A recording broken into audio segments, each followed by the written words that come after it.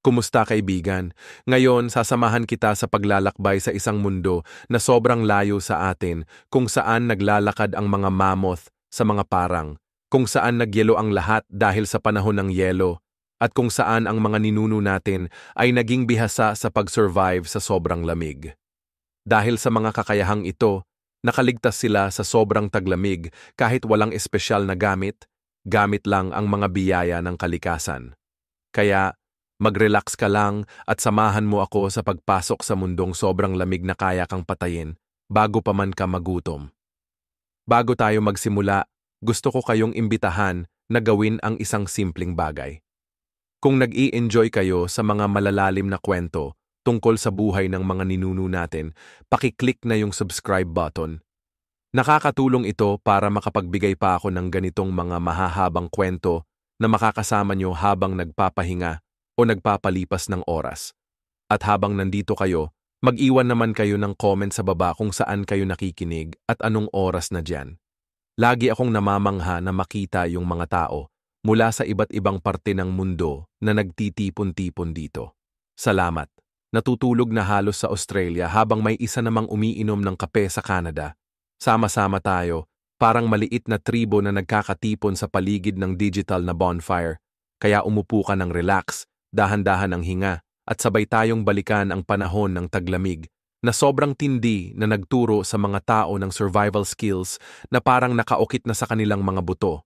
Pag naisip mo ang Ice Age, baka isipin mo yung walang katapusang niyebe, mga mammoth na dahan-dahang naglalakad sa nagyeyelong kapatagan, at ang mga ninuno natin na nagkukubli sa mga yungib, nanginginig at walang magawa. Pero, yan ang bersyon ng Hollywood. At malaking kawalan ng katarungan yan sa kanila. Ang totoo, ang mga Neanderthal at unang mga Homo sapiens ay hindi basta-basta biktima ng klima nila. Sila ay mga engineer, tagalutas ng problema, at walang tigil na mga innovator. Ang makaligtas sa taglamig noon ay hindi swerte lang. Ito ay bunga ng mga pinag-aralang kakayahan na naipasa mula henerasyon sa henerasyon. Mga kakayahan na sobrang epektibo na hindi lang basta nagpanatili ng buhay ng tao. Pinayagan nitong umunlad sila sa mga lugar kung saan ang mga modernong tao sa lungsod ay nahihirapang mabuhay. Nakabalot sa kanilang pinakamagagandang balabal, halos hindi tumatagal ng isang linggo. Nakakatawa, marami sa mga teknik na ito ay nakalimutan na ng mga lipunang umaasa na ngayon sa central heating at insulated na mga bintana. Pero dati, ito'y mga kinakailangan para mabuhay, kasing halaga ng paghinga. Isipin mo ang eksena, isang pamilya ng Neanderthal sa dapit hapon. Ang araw ay lumulubog sa likod ng nagyeyelong bundok. Ang paligid sa labas ng kanilang kubo ay unti-unting nagiging mala-asul na kulay, abo na katahimikan. Biglang bumababa ang temperatura, sumasakit sa mga balat na nakalantad. Ang niyebe ay naghahakot sa bunganga ng yungib o sa pasukan ng isang kubo na gawa sa buto ng mammoth at tinahitahi na balat. Pero pagpasok mo, iba ang pakiramdam ng hangin. Mas mainit, amoy usok at inihaw na karne, at may maririnig kang mahihinang boses. Makakapal na balat ng hayop ang nakasabit sa bukana para hadlangan ang hangin. May lumot at putik na pumupuno sa mga bitak ng mga bato para hindi lumabas ang init. Nakalatag sa sahig ang mga buhol-buhol ng tuyong damo para hindi maabsorb ng malamig na lupa ang init ng katawan. Sa gitna, may apoy na steady na naglalagablab. Ang liwanag nito ay nagpapakita ng mga anino sa mga pader. Hindi ito basta-basta, sabay-sabay na nangyari. Natutunan ng mga taong to sa pamamagitan ng pagsubok at pagkakamali kung paano kontrolin ang paligid nila. Hindi lang sila naghintay na lumipas ang taglamig. Gumawa sila ng sarili nilang microclimates, mga insulated na pugad sa gitna ng nagyeyelong mundo. Sa buong seryeng ito, isa-isahin natin ang mga sikreto nila sa pag-survive. Titingnan natin kung paano nila napamaster ang paggawa ng tirahan, hindi lang para proteksyon, kundi para sa ginhawa rin. Paano sila nagliyab ng apoy kahit sa pinakamasamang kondisyon. Minsan nga, dinadala pa nila ang mga buhay na uling sa malalayong lugar, kaya hindi nila kailangang magsimula mula sa simula. Kung paano sila nagbibihis ng mga patong-patong na balat ng hayop na maingat na tinahi para makahuli ng hangin sa pagitan, kaya mas mainit ang kanilang damit kaysa sa maraming jacket ngayon. At kung paano nila pinapanatili ang pagkain gamit ang mga teknik na ngayon ay parang primitive na refrigeration para siguraduhing hindi sila magugutom sa mga mapait na buwan. Titingnan din natin ang mas pinong aspeto, kung paano nila ginamit ang social bonding, ritual, at pagkukwento bilang mga psychological na paraan laban sa kawalan ng pag-asa. Kasi noong mga panahong iyon, ang pag-survive ay hindi lang pisikal. Kaya ng katawan tiisin ang lamig. Pero kailangan din ng isip ng sariling apoy at liwanag. Yung paraan nila ng pag-uwi ng mga alaala sa kwento o pagtawa para gumaan ang tensyon sa gitna ng bagyo, kasing importante yon ng pagkakaroon ng sapat na pagkain. Mababato ka kung gaano ka-advanced ang mga tinatawag na cavemen noon. Halimbawa, may mga arkeologo na nakakita ng ebidensya na maingat na ginagawa ng mga Neanderthal ang mga kanlungan gamit ang mga buto ng mammoth. Inayos ang malalaking pangil para maging arko, tapos tinakpan ng balat at nilagyan ng insulasyon, lumot, lupa, o mismong niyebe. Gumawa sila ng mga proto-igloo, mga mainit, at hindi tinatablan ng hangin na mga kubo na kayang tumagal buong season. Gumawa sila ng damit, hindi lang basta tinatakpan ang balat, kundi tinatahi gamit ang mga karayom na buto. Sinulid na hango sa mga litid ng hayop, at nilambot pa ang balat gamit ang taba at utak para maging flexible. Medyo nakakadiri nga, pero ang resulta ay matibay na materyal na kayang tiisin ang buwan-buwan na gamit. At syempre, ang apoy. Lagi ang apoy. Natutunan nilang magpaapoy gamit ang flint at pyrite. At kapag hindi ito masyadong reliable, dinala lang nila ang mga naglalagablab na uling na nakabalot sa balat ng puno o lumot mula sa isang kampo papunta sa kabila, parang mga bulsa ng init na pangligtas buhay. Ang mga detalye na ito ang nagpapaalala sa atin na ang stereotype ng mga unggoy na walang alam at puro ungol ay sobrang maling-mali. Sa katunayan, eksperto sila sa praktikal na agham. Araw-araw silang nagsasagawa ng mga eksperimento sa kalikasan. Kaya, habang sinisimulan natin ang mahabang kwentong ito, sandaling isipin mo ang sarili mo roon. Hindi bilang modernong tao na biglang napunta sa panahon ng yelo, kundi bilang isa sa kanila na may kaalamang ipinasa ng iyong mga magulang at lolo't lola. Kamay bihasa na sa pagbabalat ng hayop o sa pag-aayos ng mga bato para gumawa ng panangga sa hangin. Isipin mong maririnig mo ang pagputok-putok ng apoy, ang mahinang bulong ng mga kilalang tinig, at ang kumikislap na dilaw na liwanag na nagpapainit sa mukha mo. Habang sa labas ay tumataas, nang tumataas ang niyebe, hindi ka helpless, handa ka. At kahit mahaba at mabagsik ang taglamig, hawak mo ang kailangan mo para malampasan ito. Ang seryeng ito ay tungkol sa pagtuklas ng mga gamit na iyon, mga nakalimutang kakayahan, at pagpapaalala sa sarili ng mga pambihira, ang pagiging maparaan na nagbigay daan sa mga tao para malampasan ang pinakamalamig na bahagi ng kasaysayan ng mundo. Kaya, tara, sabay tayong pumasok sa niyebe at tingnan kung paano naging posible at tiyak ang pag-survive. Kapag magkasama ang kaalaman at determinasyon, pag pinag-uusapan ang mga nakalimutang survival skills, tama lang na simulan sa pinaka-basic, ang paggawa ng tirahan. Kung walang tirahan, kahit gaano pa karami ang pagkain at apoy, wala pa rin kwenta. Ang katawan ng tao ay nawawalan ng init ng 20 beses na mas mabilis sa malamig na hangin kaysa sa tahimik ang hangin. Ibig sabihin, kung walang proteksyon ang tao, pwedeng mawala siya sa loob ng ilang oras. Alam ito ng mga ninuno natin ng natural, bago pa man sukatin ng mga siyentipiko ang pagkawala ng init. Kaya naging eksperto sila sa paggawa ng mga ligtas na lugar gamit ang kung anuman ang meron sa paligid. Minsan, yung mga yunggib na likas na insulated at protektado ang pinagtutuluyan nila. Pero hindi naman palaging may yungib sa tamang lugar, kaya pumalit ang pagiging malikhain. Dito na nagsimula yung mga bakas ng mga estruktura na gawa sa kahoy, bato, buto ng mamut at balat ng hayop. Pinag-isipan at inayos ng maingat bawat isa. Dinisenyo para hindi pumasok ang lamig. Hindi ito basta-basta na mga kubong pinagsama-samang ginawa sa desperasyon. Sinubukan, pinaganda, at ipinasa-pasa parang mga lutuing pangpamilya para sa init. Isipin mong papalapit ka sa isa sa mga bahay na to sa gitna ng niebe.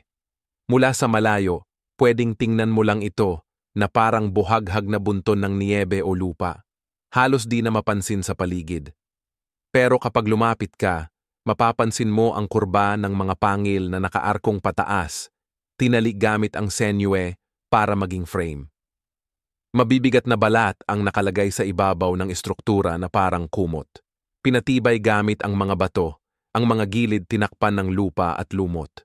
Sa loob, mas mainit ang hangin ng ilang grado, sapat na para maging pagitan ng panginginig sa lamig at komportableng pagtagal.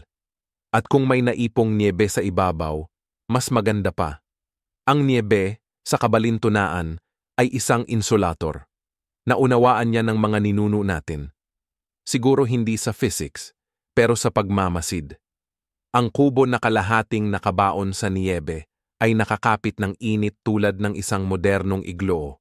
Hindi nila nilalabanan ang kalikasan. Kasama nila ito, pinapalambot ayon sa kanilang pangangailangan.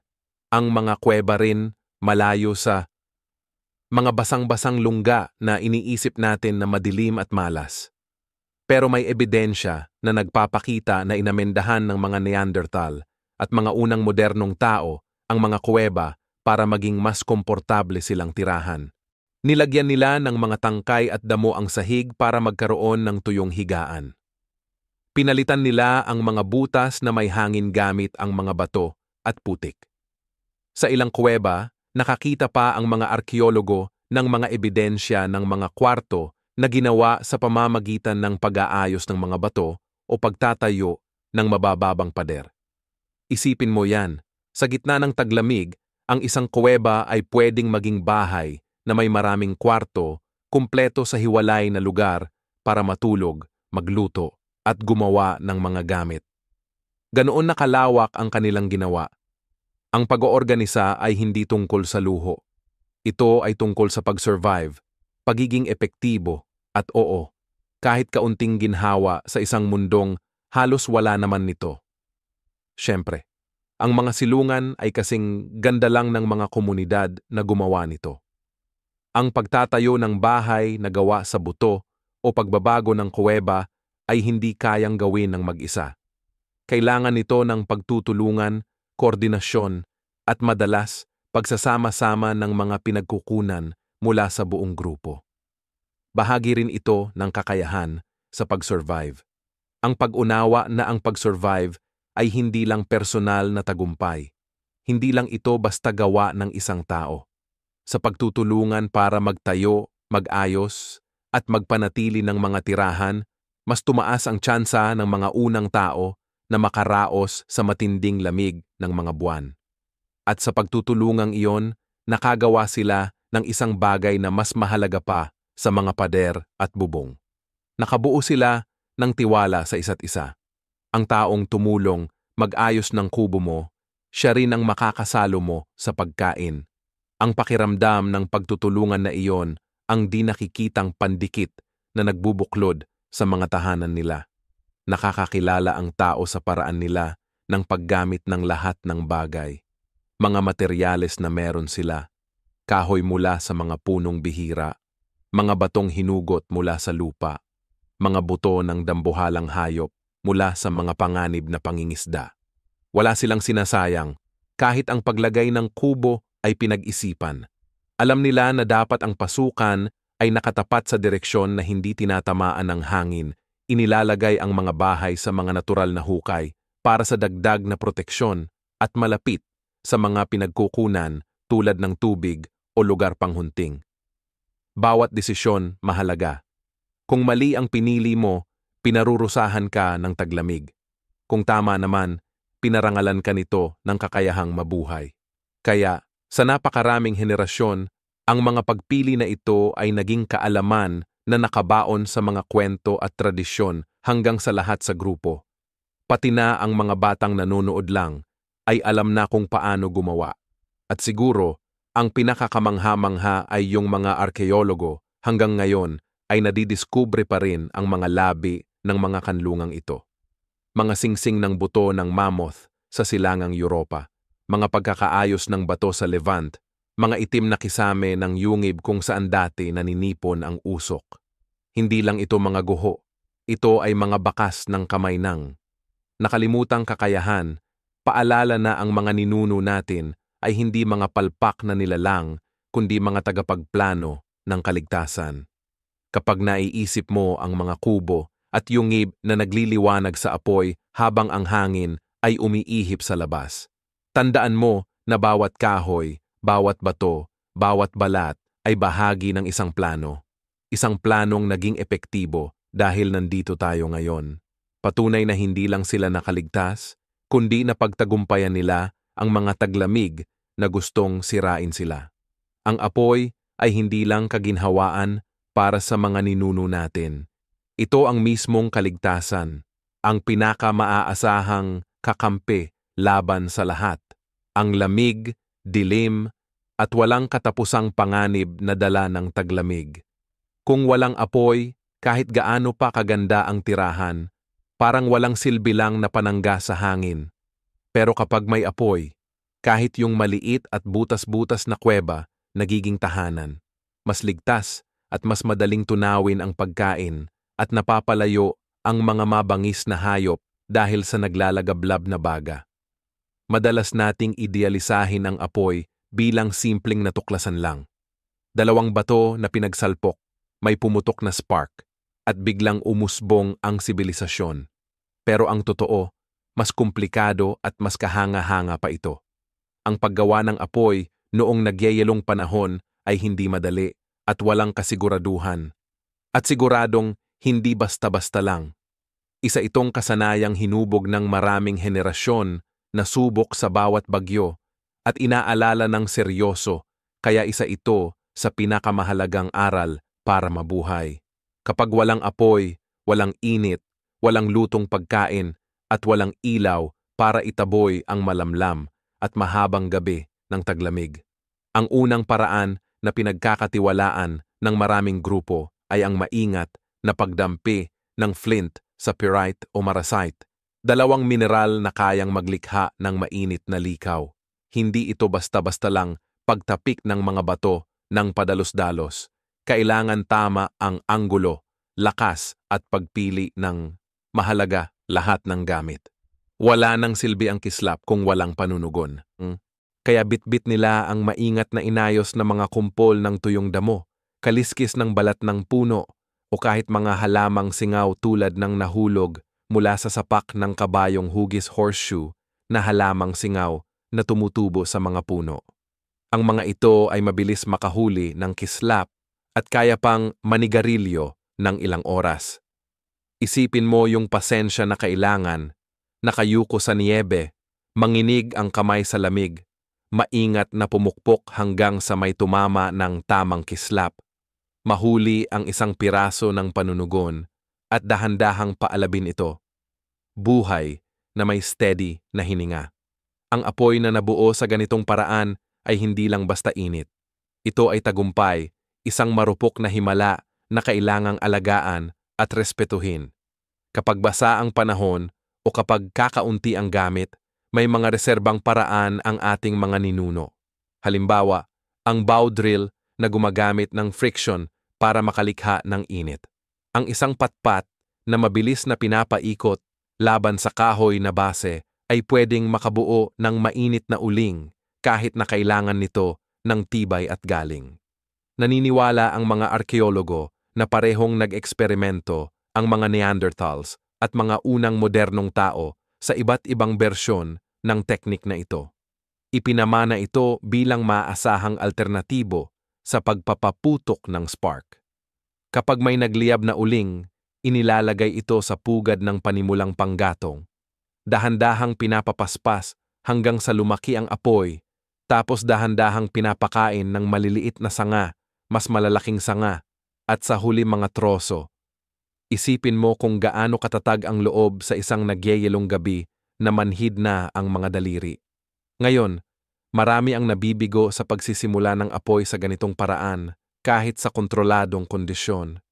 Pero para sa mga ninuno natin, ito ay pangkaraniwan lang. Hindi sila pwedeng sumuko.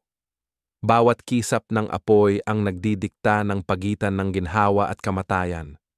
Siyempre, ang pinakamatalinong paraan ay iwasang mag-umpisa ng apoy mula sa simula.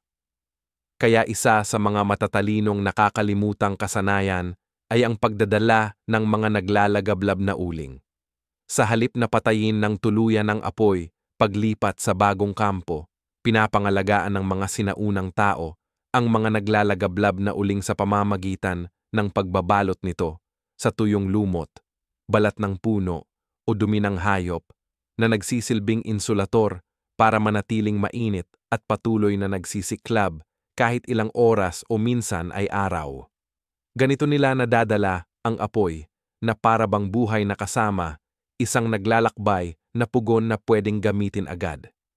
Mabubuhay ulit gamit ang ilang hinga at mga sanga kapag kailangan. Isipin mo ang paglipat sa taglamig sa mga nagyeyelong lambak. Isang pamilya na naglalakad sa niyebe habang may isang tao na nagdadala ng usok-usok na bungo na hindi lang sumisimbolo ng init kundi pati ng buhay mismo. Kapag nawala ang mga uling na iyon, pwedeng maging sakuna. Kaya siguro ang gawaing ito ay ipinagkakatiwala sa isang maaasahan, baka nga isang papel na ipinapasa ng may paggalang. Ang apoy ay hindi lang kasangkapan. Isa itong miyembro ng grupo na kailangang ingatan, ang relasyon sa apoy. Higit pa ito sa praktikal na gamit. Habang nakaupo sa tabi ng apoy, natagpuan ng ating mga ninuno ang ginhawang pang-isipan na mahirap ipaliwanag. Pinahaba ng liwanag ng apoy ang araw, kaya't pwedeng magtrabaho, magkwentuhan, at magkwento kahit gabi na.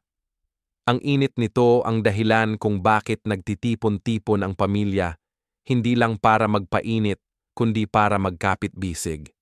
At may ebidensya pa na ang liwanag ng apoy ang nakaapekto sa mismong biology natin. Sa paraan ng pagtulog, sa kung paano nag-a-adjust ang mga mata natin sa mahinang ilaw, pati na rin sa pakikisalamuha, mga estrukturang binuo para sa mga pagtitipon tuwing gabi. Hindi lang pang-survival ang apoy, ito ay kultura. Mga kwentong binabahagi sa liwanag nito ay naaalala, na ipapasa, at sa huli ay naging mga tradisyon, mga mito at aral na humubog sa buong mga angkan.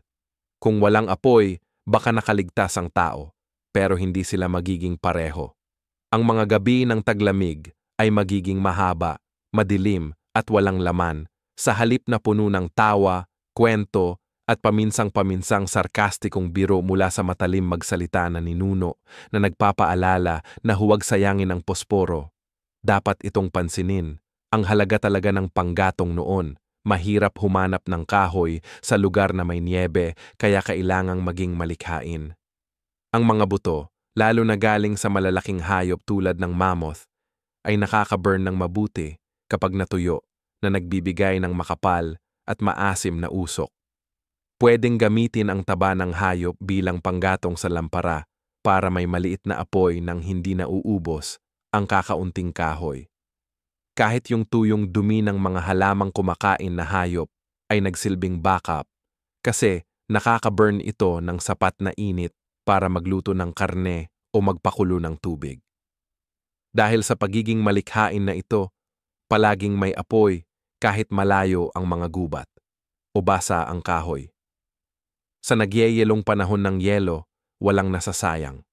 Lahat may pwedeng pakinabangan. At ang apoy ang nagpapalabas ng nakatagong enerhiya na tingin ng iba ay simpleng panggatong lang. Kaya pag pinag-uusapan natin ang mga nakalimutang survival skills, ang apoy ang nasa gitna, parang nagliliyab na puso. Hindi lang ito init, hindi lang lutong karne, hindi lang liwanag sa dilim. Isa itong puwersang nagbubuklod sa mga tao, isang kakayahan na kailangang pagsikapan, pagtibayin at igalang. Alam ng ating mga ninuno na bawat kisap ng apoy mahalaga, bawat baga ay dapat alagaan. Pinrotektahan at bawat apoy ay parehong marupok at makapangyarihan. Sa susunod na magsindi ka ng posporo o magbukas ng kalan, isipin mo kung gaano karaming disiplina ang kinailangan ng mga ninuno natin para mapapaso ang apoy mula sa bato, para madala ang mga uling sa gitna ng yelong distansya, o para mapakain ang apoy kahit na may bagyo habang umuungal ang mundo sa labas. Ang kanilang galing sa apoy ay hindi lang basta talino, ito'y henyo. At kung wala ito, hindi sana nila nalampasan ang mga taglamig na siyang bumuo sa kanilang pagkatao. Ang apoy ang puso ng kanilang pag-survive, pero ang tamang paglalagay nito at ang pamamahala sa loob ng silungan ay kasing halaga rin. Kapag nasunog ang apoy sa maling lugar, pwede nitong palabasin ang usok na makakasakal sa lahat o kaya'y magsimula ng sunog sa mismong estruktura. Kapag masyadong maliit ang apoy, hindi sapat ang init na mararamdaman sa loob. Pero kapag sobra naman, nasasayang lang ang mahalagang pinagkukunang panggatong. Natutunan ng ating mga ninuno kung paano balansehin ang mga panganib na ito ng may kahusayan. Makikita sa mga archaeological na lugar ang mga pugon na maingat na hinukay sa mababaw na hukay. Minsan ay nilalagyan pa ng mga bato na kayang sumipsip at magbigay ng init kahit patay na ang apoy. Ang mga pugong ito, hindi basta-basta nilagay ng random. Pinwesto sila para sa pinakamainit na lugar, kadalasan nasa gitna ng bahay na may mga daanan ng hangin na inayos para makawala ang usok nang hindi masyadong pumapasok ang malamig na hangin. Isipin mo kung ilang pagsubok ang ginawa para matutunan ito. Bawat pagbabago na aalala, bawat pagkakamali, nagtuturo sa susunod na henerasyon kung paano maging mas maayos. Ang pag-manage ng usok ay isang sining. Isang galing na sobrang subtle na halos hindi na natin napapansin ngayon. Sa mga kuweba, madaling mag-ipon ang usok at makahapo sa mga naninirahan doon. Pero may ebidensya na nagpapakita na nakahanap ang mga ninuno natin ng paraan para idirekta ang usok papunta sa mga bukana. Minsan, pumipili sila ng yungib na may natural na chimenea, bitak o mas mataas na kisame para makalabas ang usok ng hindi naiinisan ang hangin sa ibaba. Sa mga gawa nilang kubo, may maliliit na butas o bahagyang nakatakip na pintuan para makalabas ang usok pataas habang napipigilan ang malalakas na hangin. May ilang grupo pa nga na natutunang pahalagahan ang usok mismo. Pinipigil nito ang mga insekto.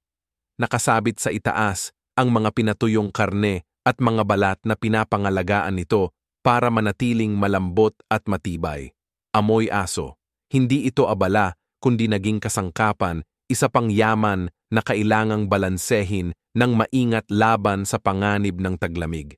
Ang modernong ideya na ang bahay na puno ng usok ay hindi matitirhan ay inosente kumpara sa kanilang pananaw. Para sa kanila, ang usok ay buhay, patunay na gumagana ang apoy. Sa gabi, ang apoy ay higit pa sa pinanggagalingan ng init. Naging sentro ito ng komunidad. Madalas na nag-uusap-usap ang mga pamilya sa maliliit na grupo na nakapwesto sa bilog o kumpol palibot ng pugon kung saan ang mga pinakabata at pinakamahina ay inilalagay pinakamalapit sa init. Hindi lang praktikal ang ayos na ito. Malalim ang simbolismo nito, pinapatibay ang samahan at sinisigurong walang maiwang nag-iisa sa lamig. Kapag kaunti na lang ang gasolina, madalas silang nagtago ng apoy sa gabi. Tinatakpan ang mga baga ng abo para manatiling may init hanggang umaga, tapos muling sinisindihan ng madali. Minsan, nagpapalit-palit pa sila ng pwesto sa pagtulog para lahat ay makaramdam ng pinakamainit na init at walang natitira na nanginginig sa gilid. Ang mismong estruktura, ang yungib, ang kubo, ang mataas na frame na may takip ay ginawa para pinalalakas nito ang epekto, nahuhuli ang init mula sa apoy at katawan sa isang siksik na lugar. Ang pagtulog ng magkakasama ay isang kasanayan sa kaligtasan na kadalasan nating nakakalimutan sa modernong kultura ng kanya-kanyang kama at personal na espasyo. Malakas na yaman ang init ng katawan at sa gitna ng taglamig, ang pagbabahagi nito ay maaaring magligtas ng buhay. Napansin ng mga antropologo na nag-aaral ng mga pangkat ng mga ngaso at mangingalap sa malamig na lugar ngayon na madalas silang natutulog ng magkatabi, nakatakip sa balat ng hayop, gamit ang pinagsamang init para labanan ang lamig. Malamang ginawa rin yan ng mga Neanderthal at mga unang Homo sapiens, pinapainit nila yung mga tirahan nila ng magkakasama. Isipin mo yung bilog ng mga tao na magkayakap na kahiga. Ang liwanag ng apoy sumasayaw sa mukha nila, may balat na nakababalot sa balikat, at yung mahinahong hininga nila na sabay-sabay na pumupuno sa hangin. Sa mga sandaling yon, ang survival hindi lang tungkol sa mga kagamitan o teknolohiya. Tungkol yon sa pagkakasama, tiwala, at yung hindi sinasabing alam na ang init ng bawat isa ay responsibilidad ng lahat. Ang ganda pa nga nito. Isipin kung paano ipinapakita ng disenyo ng mga silungan ang kanilang mga prioridad. May ilang kubo na may palatandaan ng maraming pugon na nagpapahiwatig na ang mga grupo ay gumagawa ng mas malalaking bahay para sa pinalawak na pamilya. Bawat apoy ay maingat na inilalagay ng may sapat na pagitan para hindi bumara ang usok habang pinapalaki ang init na naaabot. May iba naman na may mga bato na maingat na inayos sa paligid ng pugon na gumagawa ng mga pinagmumulan ng init na tumatagal at nagpapainit ng hangin kahit humina na ang apoy. Hindi ito mga aksidente, sadyang mga disenyo ito na pinino sa loob ng maraming siglo ng pagmamasid at pag-aaral. Adaptasyon. Sa sarili nilang paraan, ang mga ninuno natin ay parang mga arkitekto na nag-eeksperimento sa daloy ng hangin, pag-manage ng init at sama-samang pamumuhay bago pa man naimbento ang mga salitang yan. At kahit hindi sila gumuhit ng mga plano o nag-aaway tungkol sa mga building code, kasing talino pa rin ng mga iyon ang ginawa nila. Kasi kapag nabigo sila, hindi lang ito abala, kundi kamatayan. Kaya pag pinagsama natin ang apoy at tirahan, makikita natin hindi lang basta survival, kundi ang pagiging malikhain. Hindi sapat na makapagpaapoy lang o makapagtayo ng pader. Ang tunay na sining ay yung pagsasabay ng dalawa, yung paggawa ng mga lugar na ang apoy ay kayang umusbong ng hindi nasasakal, kung saan ang init ay naibabahagi ng hindi nasasayang. Bawat desisyon kung saan ilalagay ang pugon, paano ilalabas ang usok, at paano ayusin ang mga natutulog ay bahagi ng isang maselang balanse. At sa balanse na iyon, natagpuan ng ating mga ninuno hindi lang kaligtasan, kundi ginhawa rin, na naglikha ng maliliit na pulo ng liwanag at init sa isang mundong pinamumunuan ng lamig at dilim. Ito ang mga nakalimutang aral ng kaligtasan.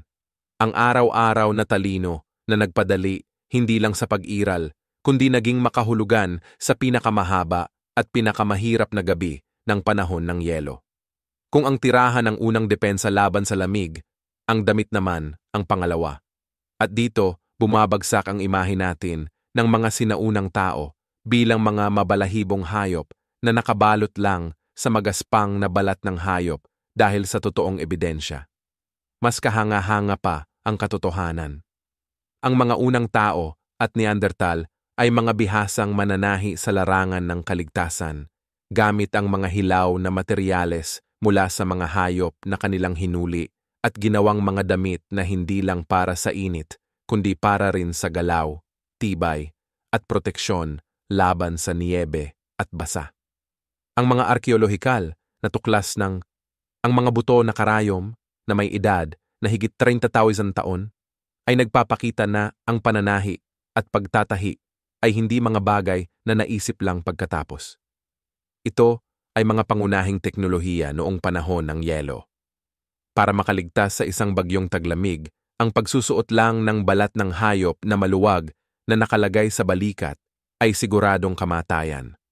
Sa halip, ang mga balat ay pinutol, pinalambot, tinahi, at inayos ng ganoon kagaling na nakakagawa sila ng mga kasuotang kasing ganda ng mga moderno at pinakamagandang gamit panglamig ngayon.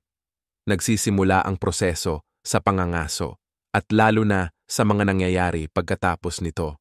Bawat hayop ay isang tambak ng mga potensyal na materyales.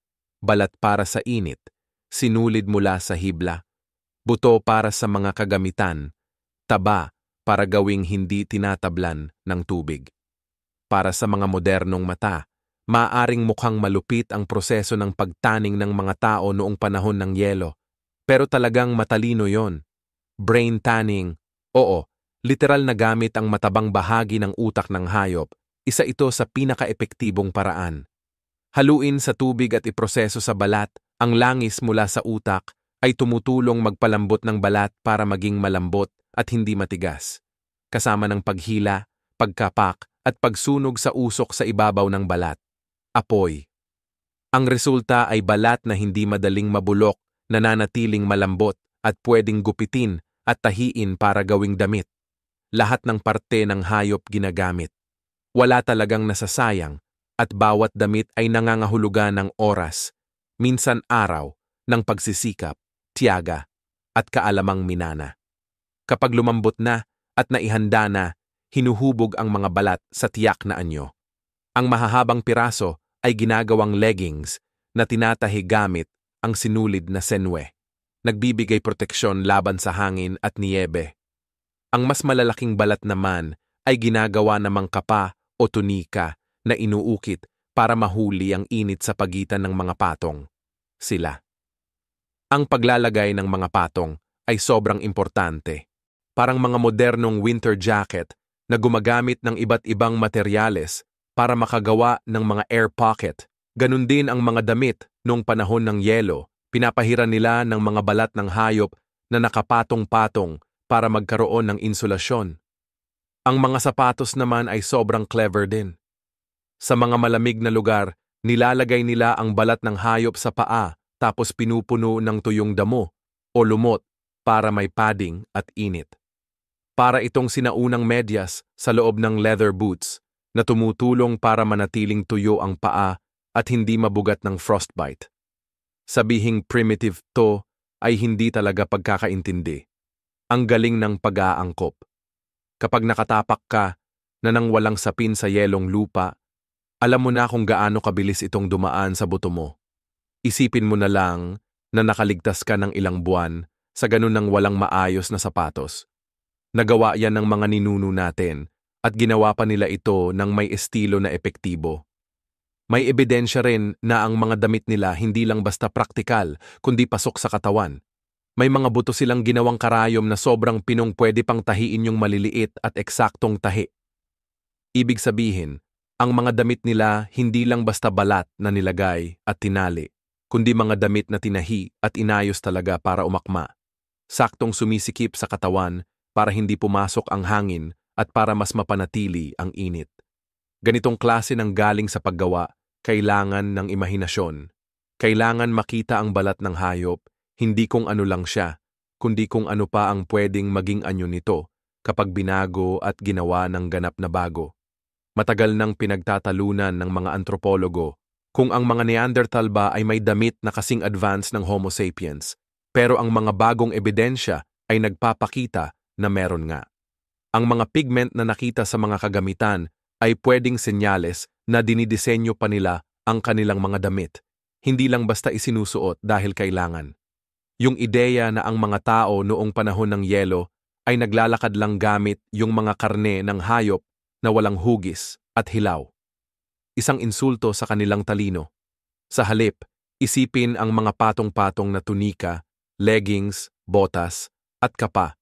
Hindi ito modernong fashion, kundi mga gamit na sinubok na talagang tumagal sa pinakamatinding klima sa mundo.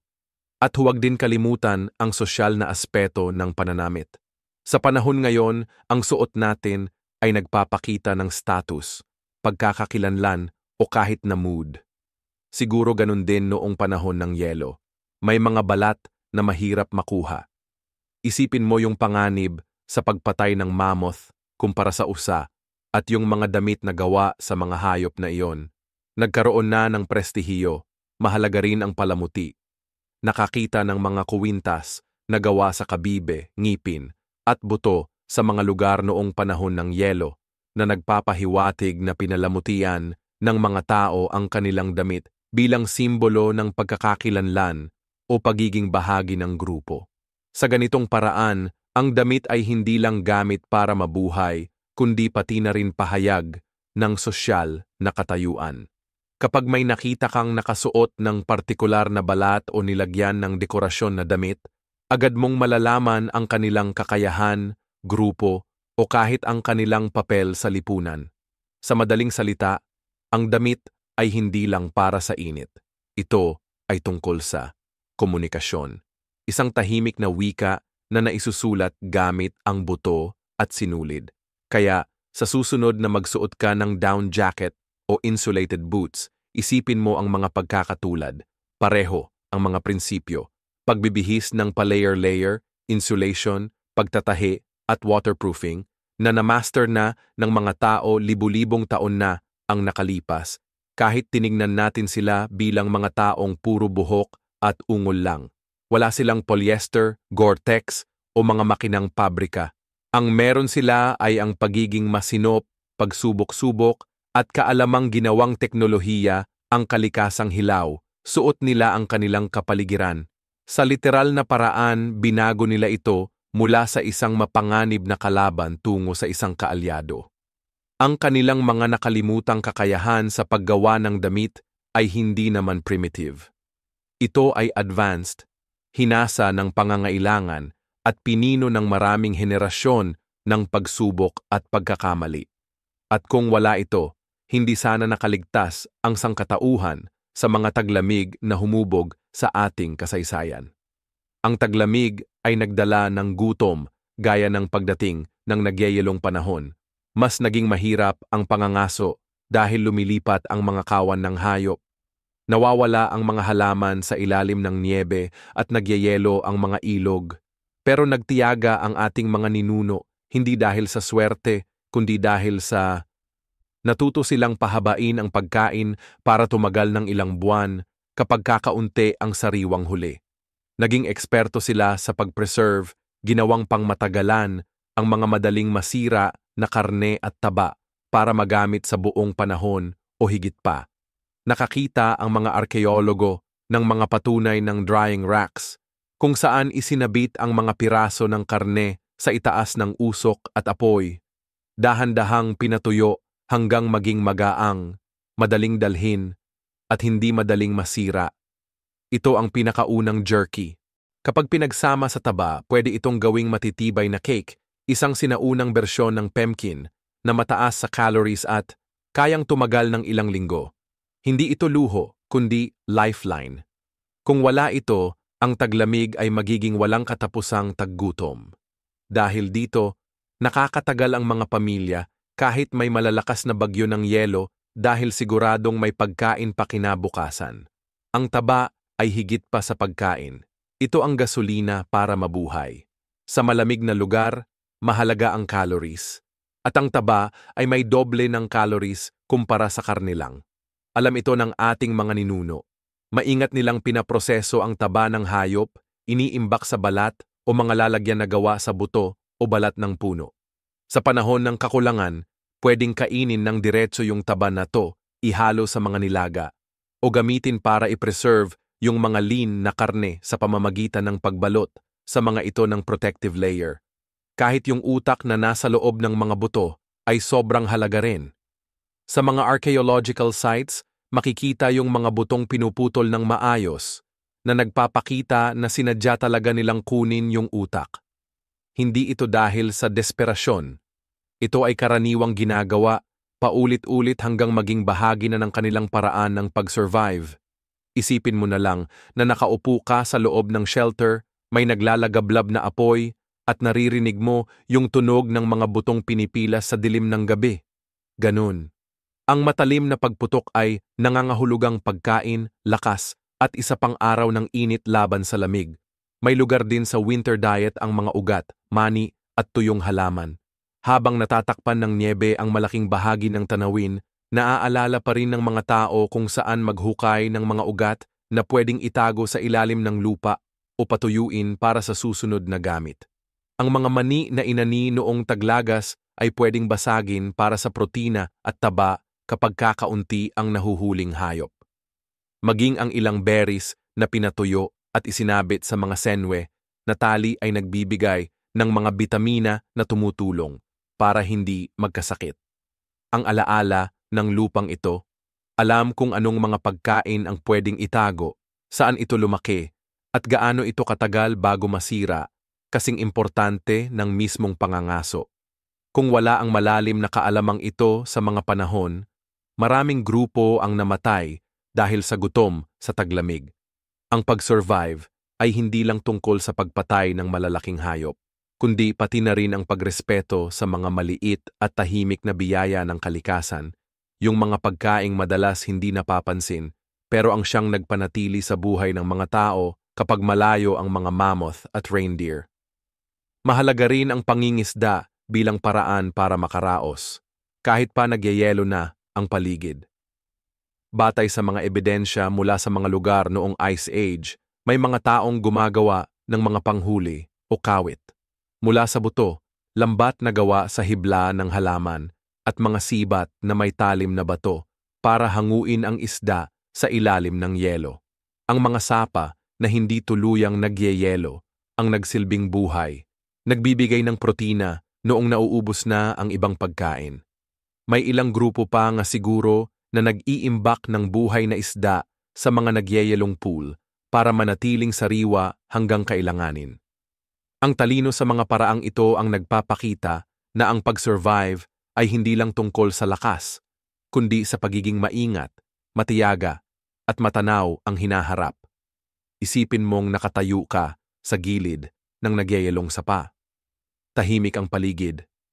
Ibaba mo ang lambat sa ilalim ng yelo gamit ang nangangalay ang mga daliri sa lamig. Kapag kumilos ang isda sa lambat, hindi lang yon basta huli. Patunay yon na gumagana pa rin ang galing at tiyaga kahit sa pinakamatinding panahon. Ang pagkain, hindi lang para mabuhay, para tumanatiling malakas.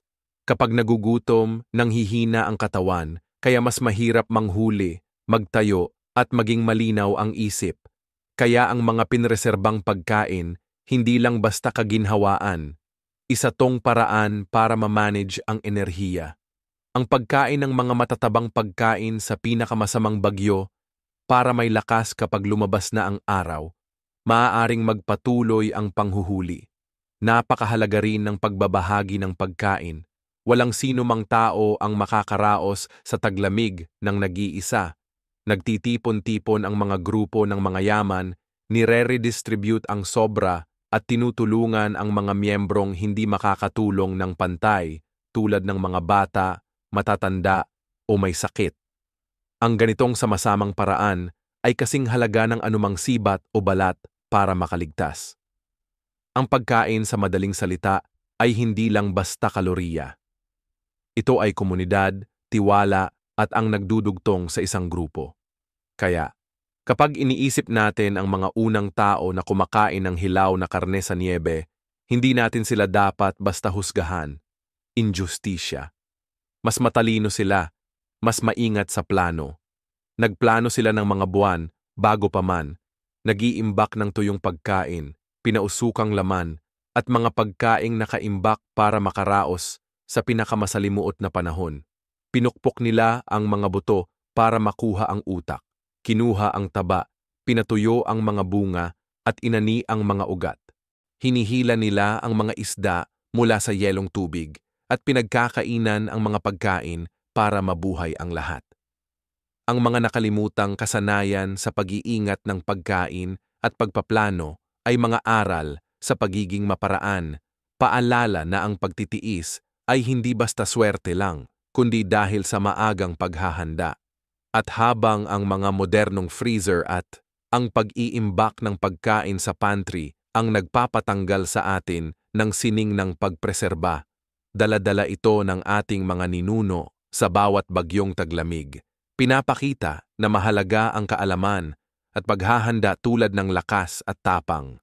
Pagsusugal ang pangangaso tuwing taglamig. Mas kaunti, payat, at mahirap hanapin ang mga hayop. Pero mas matindi ang pangangailangan ng pagkain para sa mga unang tao at Neanderthal. Ito ang pinakamapanganib na panahon na sinusubok hindi lang ang kanilang mga kagamitan, kundi pati ang kanilang isipan. Ang pangangaso sa taglamig ay hindi tungkol sa walang katapusang habol. Ito ay tungkol sa stratehiya, pagpaplano, at pasensya. May kalamangan ang niyebe sa isang paraan. Naitala nito ang bawat yapak ng mga hayop na kanilang sinusundan. Ang sariwang mga bakas ay nagpapakita ng galaw ng mga grupo ng reindeer, mga mammoth o mga bison. Pero ito rin ang nagbubunyag sa kanila. Kailangan lumapit ang mga mangangaso na ang hangin ay nakaharap sa kanilang mga mukha. Dapat iwasang madala ang kanilang amoy. Natutunan nilang basahin ang niyebe, parang pagbabasa ng libro. Ang lalim ng bakas ng paa, ang pagkakakalat ng mga sanga, ang banayad na usok na umaakyat, kung saan nagpahinga ang hayop. Bawat tanda ay isang salita at magkasama nilang ikinuwento kung saan pumunta ang biktima at kung saan ito posibleng patungo. Isa sa pinaka-epektibong paraan ay ang drive hunt, kung saan nagtutulungan ang mga grupo para itulak ang mga hayop papunta sa makikitid na lambak, bangin, o kahit sa mga nakatagong bitag. Isipin mo ang malawak na niyebeng kapatagan na may mga mangangaso na unti-unting kumakalat sa abot tanaw, dahan-dahang sumusulong para itulak ang kawan papunta sa makikipot na daanan. Sa tamang oras, lilipad ang mga sibat at sisiklab ang kaguluhan. Hindi ito malinis o madali. Maingay, nakakatakot, at kailangan ng mahusay na koordinasyon para maiwasan ang mga sugat mula sa mga natatarantang hayop. Pero kapag naging epektibo, nagbibigay ito ng pagkain hindi lang para sa isang kain, kundi para sa buong linggo. Pwedeng buong pamilya ang sumali sa pagtutulungan. Hindi lahat bilang mga tagatapon ng sibat, kundi bilang mga tagatulak, gumagawa ng ingay at tagadala. Bawat isa ay may ambag para sa tagumpay ng pangangaso. Sa mga sandaling iyon, ang pag-survive ay hindi tungkol sa isang bayani, kundi tungkol sa sama-samang pagkilos ng komunidad.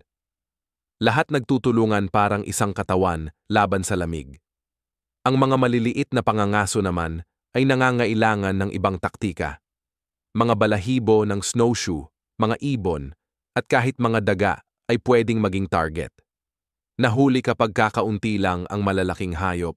Ipinapakita ng mga ebidensyang arkeolohikal na ginagamit na ang mga simpleng lambat at patibong libu-libong taon na ang nakalipas. Ginawang pagkain ng pasyente ang mga hayop. Sa halip na habulin ang bawat balahibo sa malalim na niyebe, pwedeng maglagay ang mga mangangaso ng mga patibong sa mga kilalang daan at bumalik na lang mamaya. Para sa gutom na grupo, ilang kuneho lang ang pwedeng magpawala ng gutom o magpapatigil sa kanila. Kasama na rin sa arsenal sa taglamig ang mga isda. Ang mga sibat na may maraming tinidor ang nagpapadali ng pangingisda sa yelo habang ang mga lambat ay ibinababa. Ang pagdakip sa mga isda sa mga sapa o mababaw na hukay ay isa pang paraan para maiwasan ang gutom. Medyo simple nga ang mga paraang ito kumpara sa pagpatay ng mammoth, pero sa totoo lang, ang kombinasyon ng malalaking hunt at maliliit na huli ang nagbigay ng tibay. Kasabay naman ng mga estratehiya, ang pag-unlad ng mga sandata, ang mga kahoy na sibat na pinatigas sa apoy, mga sibat na may tuktok na bato, at yung elotel, isang panghagis ng sibat na nagpapalayo at nagpapalakas ng tama, ang nagbigay sa mga mangangaso ng kalamangan sa mga malalawak at niyeyeng lugar. Madalas na iniuugnay ang mga Neanderthal sa ganito. Ginawang biro na parang mga mangangaso, na malapit lang ang abot at umaasa sa lakas, pero may ebidensyang ginagamit din nila ng epektibo ang mga panabing panghagis. Sa niyebe, sobrang importante ng ganitong pagkakaiba. Kung tama ang tama ng sibat, pwedeng mapatay ang usa mula sa ligtas na distansya, kaya hindi kailangang harapin ng mga ngaso ang delikadong mga paa at sungay ng sugatang hayop. Ang galing sa paggawa ng kagamitan ay direktang konektado sa kaligtasan at bawat taglamig kailangan ng mga bagong gawang kagamitan. Ang hindi maayos na sibat ay sayang na enerhiya, sayang na pagkakataon at posibleng hatol sa kamatayan. Kasama rin sa pangangaso sa taglamig ang bigat sa isip. Ang pagkabigo ay nangangahulugang gutom, minsan ay pagkagutom ng sobra. Isipin mo ang pressure na pumasok sa napakalamig na bagyo, habang alam mong yung mga tao na nagkakatipon sa paligid ng unti-unting namamatay na apoy sa kanlungan ay naghihintay sa'yo na babalik na may dala kang karne. Bawat yapak sa niyebe ay hindi lang simpleng bakas, ito ay pag-asa, at bawat bagsak na pagtatangka ay hindi lang pagkadismaya, ito ay takot. Pero tiniis ng mga ninuno natin ang ganitong bigat, bitbit hindi lang mga sibat, kundi pati na rin ang bigat ng kaligtasan ng kanilang pamilya. Yung responsibilidad na to ang humubog ng tibay ng loob, isang pag-iisip na kasing halaga ng buhay. Anumang gamit. Natutunan nila ang pagtitiyaga, pasensya, at kakayahang subukang muli, kahit na nanlalamig na ang katawan nila. Kung wala ang tibay ng isip na yon, hindi sapat ang kahit anong pisikal na galing. Ang ganda ng kanilang paraan ng panghuhuli ay nasa pagsasama ng lakas, talino, at pagtutulungan. Naiintindihan nila ang tanawin, pinamamahalaan ng mga kawan, gumagawa ng mga gamit, at pinaghahatian ng panganib at gantimpala. Malupit ang taglamig, pero ito rin ang nagtulak ng bagong paraan. Bawat panghuhuli ay aral, bawat tagumpay ay gabay para sa susunod na henerasyon. Nang tinitingnan natin, ang mga buto nila, ang mga gamit nila, at ang mga labi ng kanilang mga kampo, hindi natin nakikita ang kawalan ng pag-asa, kundi ang husay. Hindi basta-basta ang pangangaso. Isa itong agham, sining at pagtutulungan na pinaghalo sa tahimik at nagyayelong taglamig. At dahil sa mga kasanayang ito, hindi lang nakaligtas ang ating mga ninuno sa lamig, kundi umunlad pa, iniukit ang kanilang kwento sa niyebe, at iniwan sa atin ang patunay kung gaano kahanga-hanga ang talino ng tao. Ang kwento ng pag-survive ng tao sa taglamig ay hindi lang tungkol sa apoy, pagkain o tirahan. Tungkol din ito sa mga gamit na gumawa ng bawat isa sa mga iyon. Posible. Kung walang mga kasangkapan, mananatiling walang silbi ang mga balat ng hayop. Wala ring panimula sa apoy at palaging palpak ang mga panghuhuli. Ang talino ng mga sinaunang tao ay nasa kakayahan nilang makita ang mga posibilidad sa mga hilaw na materyales sa paligid nila at gawing mga bagay na may layunin at eksaktong gamit. Ang mga batong kasangkapan na nahasa ng matalim ay hindi lang sandata. Pwede rin silang gamitin bilang kutsilyo sa pagbalat, panghagod para ihanda ang mga balat, pangbutas para gumawa ng butas, at pamutol para hulmahin ang kahoy o buto. Arkeolohikal, ang mga nahukay ay nagpakita ng mga gamit na hindi basta-basta mga primitibong koleksyon, kundi mga organisadong set ng mga gamit na pang-multifunction. Hindi ito nangyari ng basta-basta. Ito ay disenyo na bunga ng pangangailangan, sinubok sa pinakamatinding lugar na pwedeng pagdaanan, isang taglamig na tanawin na pumaparusa sa pagkakamali ng kamatayan. Hindi lang bato ang material na meron sila. Bilang mga mangangaso ng malalaking hayop, may access ang mga ninuno natin sa mga buto at garing na sagana. Kung saan tayo nakikita ay sayang. Para sa kanila, ito ay oportunidad. Ang mga mahahabang buto, naging mga palaso o mga gamit sa paghuhukay. Ginawang matibay na hawakan ang mga pangil at ang maliliit na buto ay ginawang karayom na sobrang pino para makatahi gamit ang sinulid na senwe. Napakahalaga ng paggamit ng teknolohiya sa garing at buto lalo na tuwing taglamig kung kailan kailangang tahiin ng mahigpit ang mga balat at maingat na paglagay-lagay ng mga patong. Ang ilan sa pinakamaagang ebidensya ng mga karayom na may edad na lampas 40,000 taon ay nagpapakita ng masilang pagkakagawa na nagsasabing may malalim na pag-unawa sa katangian ng mga materyales. Hindi ito gawa ng mga bastos na tao. Ito ay eksaktong inhenyeriya, bakal, walang pabrika at walang daya. Puro alam, tiyaga at liksi. Ang lamig mismo ang nakaapekto sa disenyo ng mga gamit. Kailangan matalim ang mga talim kahit sa balat at karne na nagyeyelo na mas matigas putulin kumpara sa mainit na panahon. Madalas gamitin ang mga pangkiskis para linisin at patinin ang balat ng hayop bago ito gawing damit. Ang mga panghukay na pinatigas sa apoy ay tumutulong para makalusot sa niyebe o nagyeyelong lupa para makuha ang mga ugat o tubig. Sa ilang lugar, inangkop pa ng mga mangangaso ang kanilang mga gamit, mga sandata para sa malamig na lugar, mga tipak na bato na ginawa para makapasok sa makapal na balat o mga harpoon na inukit mula sa buto para makahuli ng isda sa ilalim ng yelo. Pinilit ng taglamig ang isang klase ng inobasyon na hindi tumitigil. Bawat problema kailangan ng kasangkapang solusyon at bawat kasangkapan kailangang gumana agad dahil ang pagkabigo ay ibig sabihin ng nasayang na lakas at nawalang pagkakataon sa mundong ang enerhiya ang pinakaimportante. May sosyal din na aspeto ang paggawa ng mga kasangkapan. Hindi lang ito ginagawa ng mag-isa. Kadalasan, ginagawa ito ng sama-sama at ang mga kasanayan ay ipinapasa mula sa isa papunta sa iba. Ang mga nakakatanda sa mga nakababatang miyembro. Ang batang natutong gumawa ng apoy gamit ang puthaw o umukit ng buto ay hindi lang basta natututo ng libangan.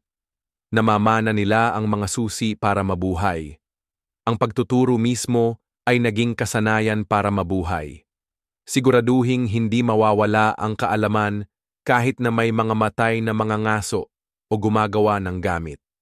Ang ilang mga kagamitan ay maaaring pinaghahatian sa loob ng grupo, habang ang iba naman ay mga personal na bagay na iniingatan at inaayos, parang kung paano ginagwardiyahan ng isang tao ang kanyang paboritong ari-arian. Ang paggawa ng mga gamit ay isang paraan ng pag-alala na nag-uugnay sa kanila. Mula henerasyon sa henerasyon, paalala na ang pag-survive ay hindi lang para sa sarili, kundi para rin sa pagpapatuloy ng kaalaman. May ebidensya rin na ang mga gamit ay hindi lang basta praktikal. May ilan na may palamuti o maingat na pagkakagawa na lampas sa kinakailangan lang. Ipinapakita nito na may sense ng ganda, pagmamalaki, pagkakakilanlan, o kahit espiritual na kahulugan ang mga gamit sa pag-survive. Ang pinalamutian na talim ng sibat o maingat na inukit na hawakan ay maaaring paraan ng paggalang sa pangangaso at pagbibigay kahulugan dito. Mga gamit na naghihiwalay sa buhay at kamatayan. Madaling makalimutan na ang pag-survive ay hindi lang tungkol sa mga pamamaraan. Tungkol din ito sa kahulugan. Para sa ating mga ninuno, ang mga gamit ay malamang na higit pa sa mga kasangkapan. Sila ay bahagi ng kanilang pagkatao, simbolo ng galing, at marahil ay tanda ng pagiging kabilang. Kapag nakikita natin silang nakalibing kasama ng mga katawan, naaalala natin na itinuturing ang mga gamit bilang bahagi ng kwento ng isang tao na karapat-dapat dalhin kahit ano paman ang susunod na buhay. Kaya kapag iniisip natin ang mga unang tao na naglalakad sa niyebe gamit ang mga simpleng kasangkapan, may hawak na mga pamalo, nalilin lang tayo ng mga cartoon at karikatura. Mas komplikado talaga ang realidad. Ang gamit nila ay maselan, sopistikado, at may kanya-kanyang espesyal na gamit. Ginawa para sa mundong bawat panahon ay may iba't ibang kailangan. mga piraso ng bato, buto, karayom na gawa sa garing. Bawat isa ay patunay ng talagang husay sa paglutas ng problema. Sa taglamig na napakalamig, ang mga gamit na ito ang nagbago ng hilaw na kalikasan para maging kapaki-pakinabang. Balat ay naging damit, buto ay naging pagkain, kahoy ay naging apoy, at niyebe ay naging silungan. Hindi sila bastos o primitive, napaka-elegante nga nila. Ang kanilang galing, ang talino sa pagiging simple at epektibo hanggang sa ngayon na libu-libong taon na ang lumipas, ay tayo pa rin ang nakikinabang sa tagumpay nila. Kung wala ang mga gamit na iyon, matagal na silang nawala sa panahon ng taglamig bago pa man magsimula ang kasaysayan. Kapag iniisip natin ang tungkol sa pag-survive, madalas nating naiisip ang mga nag-iisang mga ngaso na sumusuong sa lamig, may hawak na sibat, naglalakad sa niyebe na puro tiyaga at likas na pakiramdam lang ang dala. Pero isa itong maling akala na mas nakakasama kaysa nakakatulong. Sa totoo lang, ang pag-survive sa matinding taglamig ay bihira ng tungkol sa isang tao lang. Ito ay tungkol sa mga grupo. Isang tao lang hindi kayang gumawa ng malaking kubong gawa sa buto ng mamut, magpagaling ng sapat na balat para maayos na makapagdamit, manghuli ng reindeer, iproseso ito, at ipagtanggol ang sarili laban sa mga mandaragit ng sabay-sabay. Kinakailangan ng taglamig ang pagtutulungan at malinaw na naunawaan ito ng ating mga ninuno. Ang mga pamilya at mas malalawak na grupo ay nagtulungan bilang isang matibay na unit, bawat isa ay nagbibigay ng tulong kung anuman ang kaya nila. Sa ganitong pananaw, naging guro ang lamig ng taglamig, paulit-ulit nilang natatandaan na ang pagiging nag-iisa ay kapahamakan, pero ang pagtutulungan ay buhay. Ang pagbabahagi ng pagkain ay siguro ito ang pinaka-nakikita na anyo ng pagtutulungan. Kapag matagumpay ang pangangaso, madalas sobra-sobra ang karne kumpara sa kaya kainin ng isang tao o kahit isang pamilya bago ito masira. Sa halip na itago lang, pinapamahagi ito ng grupo para siguraduhing may sapat ang lahat. Hindi ito kawanggawa, kundi pang seguro. Pwedeng mabigo ang mga ngaso ngayon bukas. At kapag nangyari yon, ang tagumpay ng iba ang magpapanatili sa kanya na buhay. May mga ebidensyang arkeolohikal mula sa mga lugar ng Neanderthal na nagpapakita ng mga buto na may marka ng pagkatay, na nagpapahiwatig ng sama-samang salusalo. Ang mga labi, ang malalaking hayop hinahati-hati para sa maraming tao.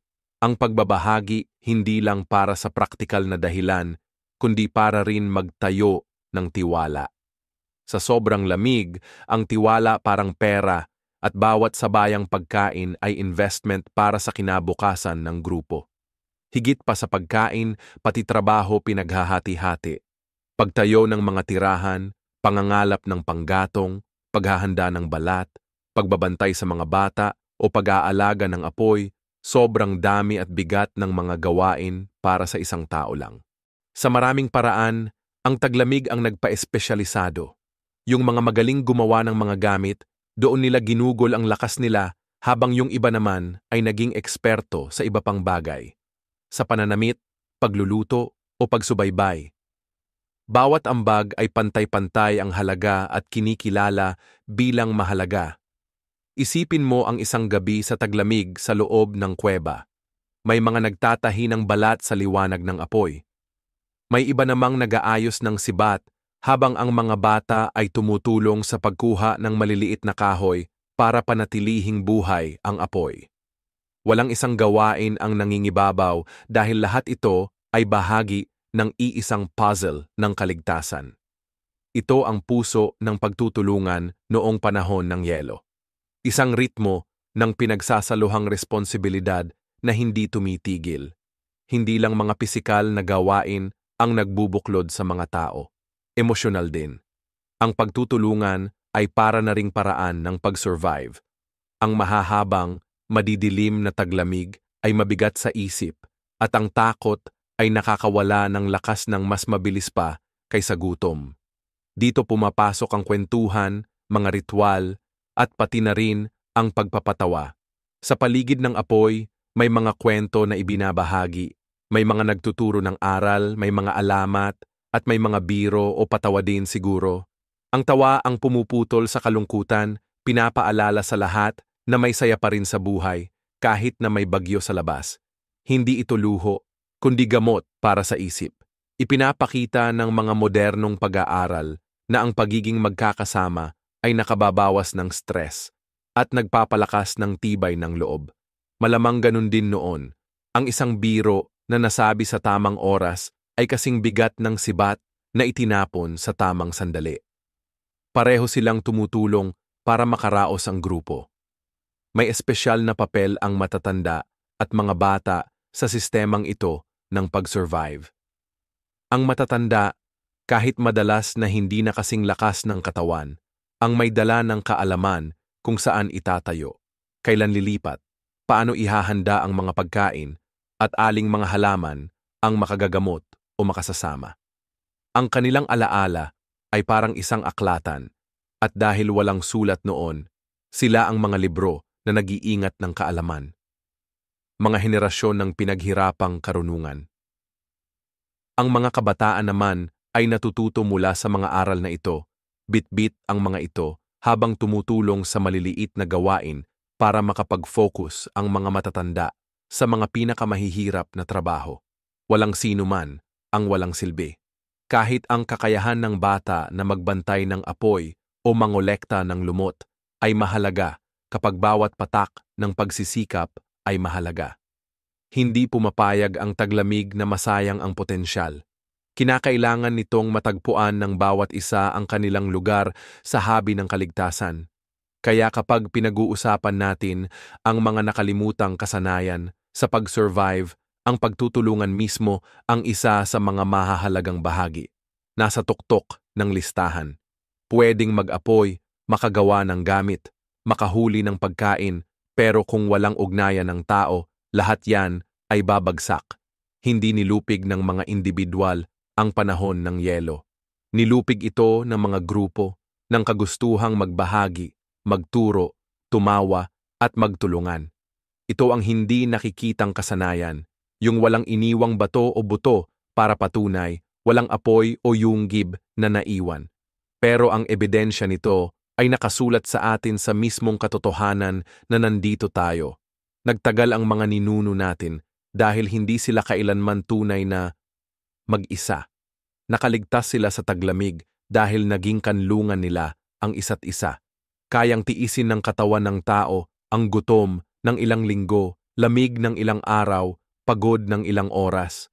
Pero ang isip ng tao, kapag sobra na ang kalungkutan, pwedeng bumagsak sa loob ng ilang minuto. Para sa mga ninuno natin na hinarap ang taglamig na umaabot ng buwan ng niyebe at kadiliman, ang pinakamalaking laban ay hindi palaging laban sa panahon o gutom, kundi sa unti-unting bigat ng kawalan ng pag-asa. Dito pumapasok ang ritual, paniniwala at imahinasyon bilang mga kasangkapang pang-survival na kasing totoo ng sibat at balat ng hayop. Binigyan nila ng ayos ang gulo, kahulugan ang pagdurusa, at liwanag sa mundong paiikli ang araw at parang walang katapusang gabi. Kung wala sila, baka humina na ang loob na ipagpatuloy ang laban. Iba't ibang anyo ang mga ritual. May mga simpleng pagtitipon tuwing gabi sa tabi ng apoy, kwentuhan ng mga pamilyar na kwento na nagbibigay ng pakiramdam ng tuloy-tuloy na buhay. Ang iba naman ay konektado sa panghuhuli o panahon, mga sayaw bago umalis, paggalang sa mga hayop na napatay, o mga handog na inilalagay sa tabi ng apoy para sa patuloy na swerte. Nagbibigay ng mga palatandaan ang mga arkeolohikal na lugar. Mga kalipunan ng mga buto na inayos ng may layunin, mga bagay na pininturahan ng pula na inililibing kasama ng mga yumao, mga ukit sa buto at bato. Hindi ito basta-basta dekorasyon, mga gawa ito na may kahulugan, mga kilos na nagbibigay ng ayos sa isang mabagsik at hindi tiyak na mundo.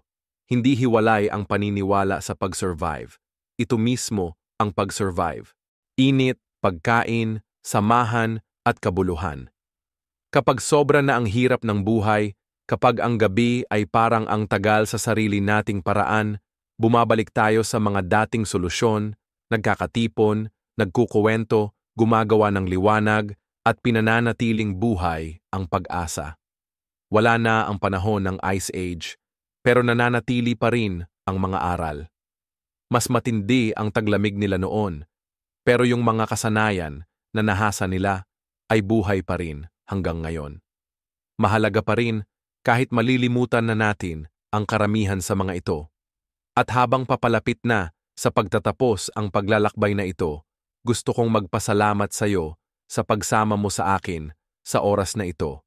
Mahahaba ang mga video na ito, sadyang mabagal ang takbo, para maramdaman mo na parang nakaupo ka sa tabi ng isang campfire habang may nagsasalaysay ng mga kwentong umaabot hanggang madaling araw.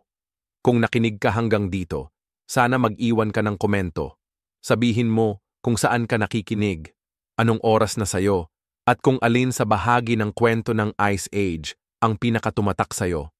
Ang pagiging nandito mo, ang pagiging bukas mong ibahagi ang space na ito ang nagpapahalaga sa lahat ng ito. Kung hindi ka pa nakasubscribe, sana pwede mong i-consider mag-subscribe sa channel. Nakakatulong ito para magpatuloy ako sa paggawa ng mga malalalim na kwento tungkol sa nakaraan. Mga biyahe na informative pero nakaka-relax din, para may kasama ka habang nagpapahinga o nagpapahinga sa mga tahimik na oras. Ang suporta mo ang nagpapatuloy sa maliit nating digital na campfire na nag-uugnay sa mga tao mula sa iba't ibang sulok ng mundo sa pamamagitan ng mga kwento ng ating mga ninuno. At dahil dito, tayo na. Isara na natin ang kabanatang ito tungkol sa mga nakalimutang kakayahan na nagpanatili sa mga unang tao sa malamig na taglamig.